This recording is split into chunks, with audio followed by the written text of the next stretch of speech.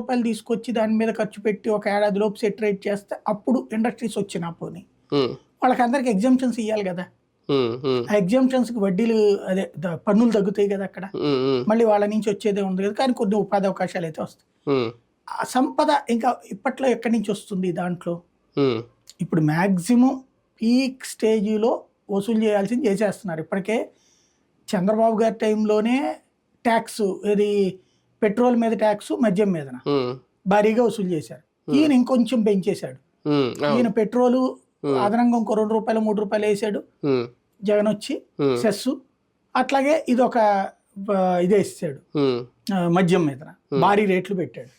ఇప్పుడు మద్యం రేట్లు తగ్గిస్తానని నేను అంటున్నాడు. అంటే మద్యం మీద ఇప్పుడు 25,000 కోట్ల ఆదాయం వస్తుంది, దాన్ని తగ్గించి 10,000 కోట్లు చేసి మరి కొత్తగా సంపద ఎక్కడి నుంచి వస్తుంది అంటే అప్పుడు ఏం చేయాలంటే వ్యాపారస్తులందరికీ ఇప్పుడు జిఎస్టీ ఉంది కదా, ఆ జిఎస్టీ ₹10 కడుతున్నావు నువ్వు, నాకు అట్ట కాదు ₹1000 కట్టి అని చెప్పి బాది వెయ్యాలి.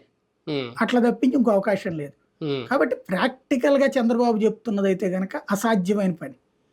కానీ ఆయన నా అనుభవం చూడండి, నన్ను చూసి నమ్మండి, నా పక్కన ఉన్నటువంటి పవన్ కళ్యాణ్ చూసి నమ్మండి, నా పక్కన ఉన్నటువంటి మోడీ బొమ్మ చూసి నమ్మండి అంటున్నాడు. కాబట్టి అది నమ్మాలి అనేది ఇక్కడ మెయిన్ పాయింట్. జగన్మోహన్ రెడ్డి గారు ఏమన్నా ఒక ట్రాప్ వేసి తీసుకెళ్లి చంద్రబాబు నాయుడు గారిని ఆ ట్రాప్ లో పడేశారా?